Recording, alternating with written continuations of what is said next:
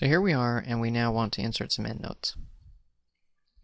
Now footnotes show up at the bottom of each page, at the foot or footer of each page. Endnotes show up at the very end of the document. They can also be structured to show up at the end of a section within the document. But in this example, we're just going to do the very end of the document. Here is our report.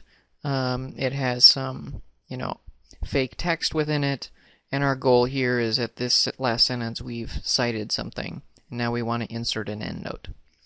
Unlike MLA formatting, where there's parenthetical references, with endnotes we are doing a numbered reference, so a number will show at the end of the sentence that you're referring to, and then the reader will go to the end of your document to see what that citation is. Normally you would want to go up to insert and try to find your solution here. This is actually, since it's an endnote, it's a reference. So we'll go to endnote, or references. You notice that the big button is insert footnote, but we don't want that. We want insert endnote. So I click this button, and it automatically jumps me to the bottom of my text. It goes all the way to the very end of the document. I am now going to put in some nonsense characters just for a quick demonstration. You will actually put in real data. Okay. So there is our fake citation. A couple things. If we zoom in, we'll notice that the number is a lowercase Roman numeral. If that works for the requirements that you have, great. In this example, it does not, and we're going to change that to a regular number.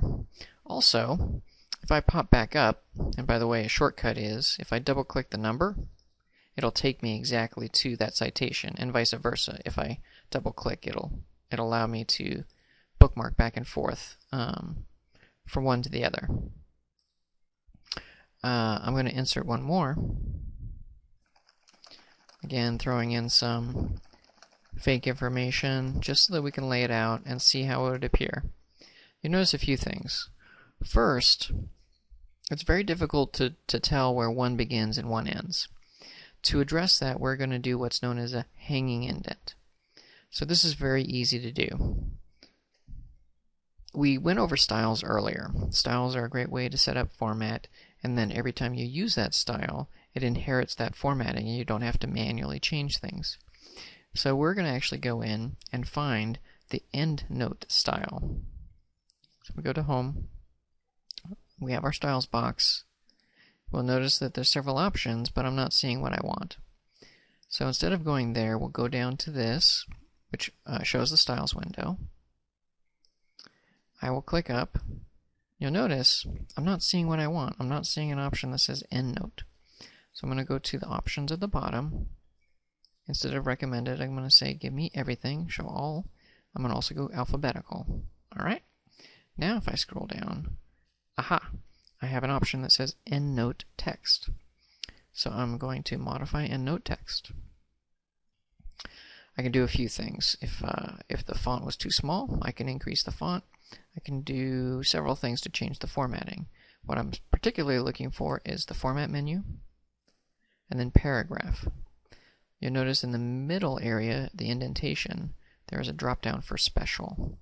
We're going to select Hanging, and then OK, and one more OK. There we go. We've now got a hanging indent. Looking good. So now it's very clear where one citation exists, and the next one begins, and the next one, and the next one. Very easy to read. Now, I had mentioned we need to change the number. Okay, how do we do that? Okay, I'll go back to References. Instead of inserting an endnote, you notice at the bottom of the Footnotes panel, there is a little option for the footnote and endnote window. I'll click that. Alright, so endnotes, where is it going to go? This is where I could choose the end of a section if I wanted to. I don't. End of a document is great. I'm going to change the number format to regular numbers, 1, 2, 3. I am not going to apply this only to one section. I'm going to apply this to the entire document. This is a very important drop-down. Several of these boxes will appear in your document, and if you have sections or section breaks within your document, you want to make sure that if you're going to apply a global change, that this says apply it to the entire document. I'm not going to hit insert, I'm going to hit apply, and there we go. We've got regular numbers. Alright, so we've got our endnotes formatted, we've got our hanging indent, we've got the number selected. There are a couple things that we want to do now. First, you'll notice that there's a line here. Okay, this is what's known as a separator. I cannot select this line, I can't right click on it, I can't, how do I get rid of this line if I want to get rid of it? Although the process is easy, it's not intuitive whatsoever. Here's the process. I'm going to go to View. I'm going to go to Draft. If I scroll up, I'll notice that my zoom is way off.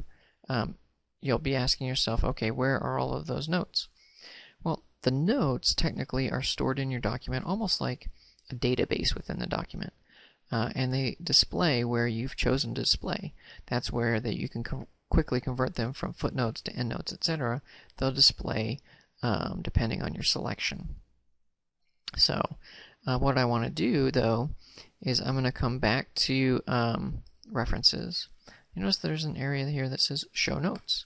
If I click that now, I will now see here are my notes in this like little database viewer. If I select the drop down and see Endnote Separator, that is the little line. Now I can erase that line. If I come back here, and you'll notice that there's also a continuation separator. I can erase that as well. Okay, now I can close it by clicking the close box. I can come back to View, go to Print Layout, and coming down, that line is missing. So I can come back up. I now have my endnotes as far as the formatting goes, and I've got them inserted as well. You can play around with other formatting, but these are the key things. Setting a hanging indent, changing the number format, and getting rid of both the separators, the separator and the continuation separator. Alright, so now that we have the formatting down, we've gotten rid of the separators. The last bit of advice here. You want to, if you're working as a group, collaborate. You want to make sure that everybody is citing things the way they are intended to be cited. Let me go up here. I will insert another endnote. You notice it's auto-numbering these. If I copied and pasted somebody else's materials, it would auto-number that as well and update everything as long as everybody has done the automated process. Last name, first name.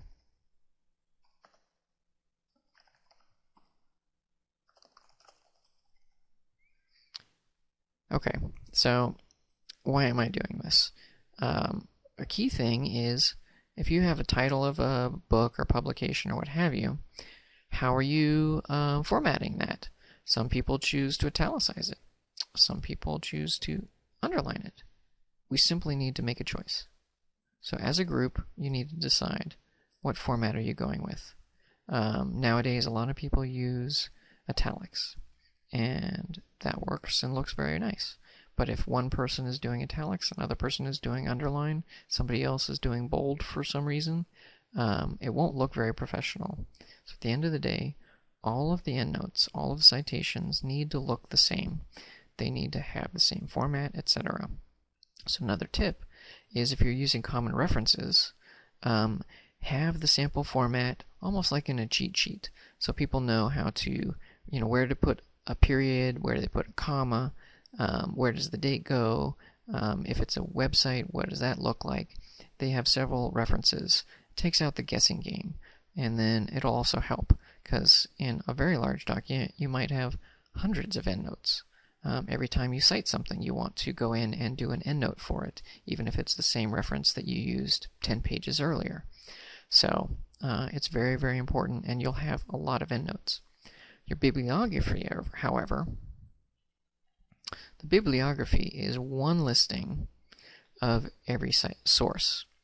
So it's an alphabetical listing, and each source is listed once in the bibliography. In the endnotes, every time you've referenced it, you'll list it. So you're not doing it once, it's multiple times. So that's another key differentiator between bibliography and endnotes.